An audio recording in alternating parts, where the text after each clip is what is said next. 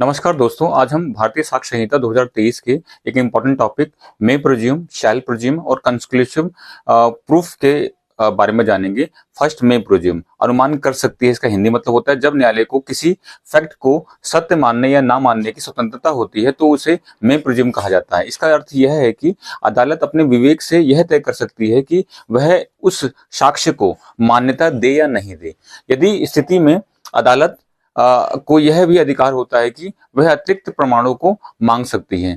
अब इसका बात करते हैं इंपॉर्टेंस क्या होती है मे प्रोज्यूम की। मे प्रोज्यूम का उपयोग तब किया जाता है जब साक्ष्य पूर्ण रूप से निर्णायक ना हो लेकिन वह पर्याप्त रूप से महत्वपूर्ण हो। यदि यह अदालत को तर्क और न्यायिक विवेक के आधार पर निर्णय लेने के लिए स्वतंत्रता देता है। अब बात करते हैं इसके एग्जाम्पल की। पत्राचार और हस्ताक्षर मतलब कि क्रॉसपेंडेंट और सिग्नेचर। यदि किसी दस्तावेज में किसी व्यक्ति के हस्ताक्षर हैं तो अदालत में प्रिज्यूम कर सकती है कि यह उसी व्यक्ति के हस्ताक्षर हैं, लेकिन यह निश्चित नहीं होता है कि यदि विरोधी पक्ष उसे गलत साबित करने में सफल हो जाता है तो यह अनुमान अस्वीकृत हो सकता है। इलेक्ट्रॉनिक साक्ष्य जैसे कि यदि कोई मेल या व्हाट्सएप चैट अदालत में पेश की जाती है तो अदालत इसे सही मान सकती है लेकिन यह सुनिश्चित करने के लिए अतिरिक्त प्रमाण मांग सकती है। अब बात करते हैं सेकंड टॉपिक, शैल प्रोज्यूम, जिसका हिंदी मतलब होता है मानना अनिवार्य है। जब न्यायालय को किसी साक्ष्य को सत्य मानने के लिए बाध्य किया जाता है, जब तक कि उसे गलत साबित ना किया जा सके तो उसे शैल प्रोज्यूम कहते हैं। अब इसका अर्थ ये बताते हैं न्यायालय इसे सत्य मानने के लिए मजबूर है लेकिन डिफेंडेंट को इसे गलत साबित करने का अधिकार होता है। अब बात करते हैं शैल प्रोज्यूम के इंपॉर्टेंस की। शैल प्रोज्यूम का उपयोग तब किया जाता है जब किसी साक्ष्य को कानूनी रूप से मान्यता प्राप्त हो और इसे गलत साबित करने का दायित्व डिफेंडेंट पर हो। यह अदालत को निर्देश देता है कि जब तक प्रतिवादी इसे गलत साबित ना करे तब तक इसे साक्ष्य को सत्य माना जाए। अब बात करते हैं एक उदाहरण की। फर्स्ट उदाहरण, बैंक चेक बाउंस का मामला, नेगोशियल इंस्ट्रूमेंट एक्ट सेक्शन 138। यदि किसी चेक को बैंक द्वारा फंड इनसफिशिएंट के कारण वापस कर दिया जाता है तो अदालत इसे शैल प्रिज्यूम करेगी कि चेक वैध था, भुगतान के लिए दिया गया था। जब आरोपी चेक जारी करने वाला को यह साबित करना होगा कि चेक गलत तरीके से पेश किया गया था, उसमें कोई अन्य गड़बड़ी थी। डिजिटल साक्ष्य की बात कर लेते हैं। Electronic evidence IT act 2000। यदि किसी व्यक्ति के डिजिटल हस्ताक्षर किसी ई कॉमर्स दस्तावेज पर हैं तो अदालत शैल प्रिज्यूम करेगी कि वह व्यक्ति उस लेन देन से जुड़ा था। लेकिन एक कानूनी दस्तावेज की बात करती है। यदि कोई किसी प्रॉपर्टी की रजिस्ट्री रिकॉर्ड पेश करता है तो वो शैल प्रिज्यूम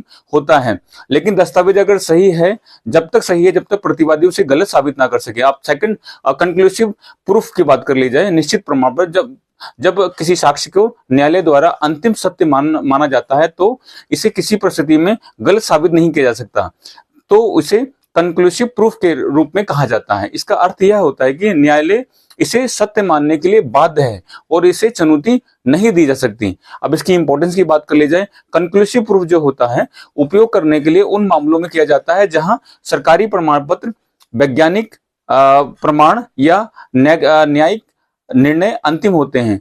इसके अनावश्यक मुकदमे से बचा जा सके और कानूनी प्रक्रिया को तेज बनाया जा सकते हैं। अब उदाहरण के रूप में फर्स्ट एग्जांपल इसका है जन्म प्रमाण पत्र, बर्थ सर्टिफिकेट। सरकार द्वारा जारी जन्म प्रमाण पत्र कंक्लूसिव प्रूफ होता है कि व्यक्ति जन्म उस दिन और उस स्थान पे हुआ था। इसे अदालत में चुनौती नहीं दी जा सकती। Second example, DNA test reporting, criminal law. यदि किसी अपराधी का डीएनए पीड़ित के शरीर या कपड़ों पर पाया जाता है तो यह कंक्लूसिव प्रूफ माना जाएगा। वह व्यक्ति घटनास्थल पर मौजूद था। अब थर्ड एग्जांपल, वैवाहिक स्थिति, मैरिज रजिस्ट्रेशन सर्टिफिकेट। कानूनी रूप से पंजीकृत विवाह प्रमाण पत्र को अदालत कंक्लूसिव प्रूफ मानती है कि दोनों व्यक्ति शादीशुदा हैं। अब फोर्थ एग्जांपल, न्यायिक निर्णय जैसे कि जुडिशियल डिसीजन। यदि किसी उच्च न्यायालय या सुप्रीम कोर्ट का निर्णय किसी तथ्य पर आधारित हो तो उसे किसी भी निचली अदालत में चुनौती नहीं दी जा सकती। बीएसए 2023 के अंतर्गत इस अवधारणाओं के नए प्रावधान हैं। फर्स्ट, इलेक्ट्रॉनिक और डिजिटल साक्ष्य को अधिक महत्व दिया गया है।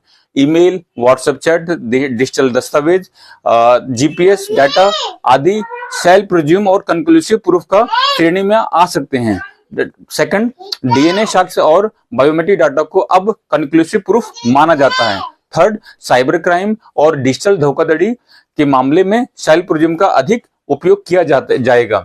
निष्कर्ष, अवधारणा, परिभाषा, महत्व, उदाहरण, में प्रोज्यूम न्यायालय उस मान भी सकता है और नहीं मान सकता। न्यायालय इसे सही मान सकता है लेकिन अन्य साक्ष्य मांग सकता है।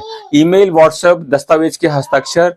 अब शैल प्रोज्यूम न्यायालय इसे तब तक सत्य मानेगा जब तक इसे गलत साबित न किया जा सके। आरोपी को इस गलत साबित करने के लिए चेक बाउंस, डिजिटल हस्ताक्षर, सरकारी दस्तावेज आदि। कंक्लूसिव प्रूफ, इसे दस्तावेज में न्यायालय में अंतिम सत्य माना जाता है और इसे चुनौती नहीं दी जा सकती। इसे गलत साबित करने के लिए अनुमति नहीं होती। जन्म प्रमाण पत्र, डीएनए रिपोर्ट, वैवाहिक प्रमाण पत्र।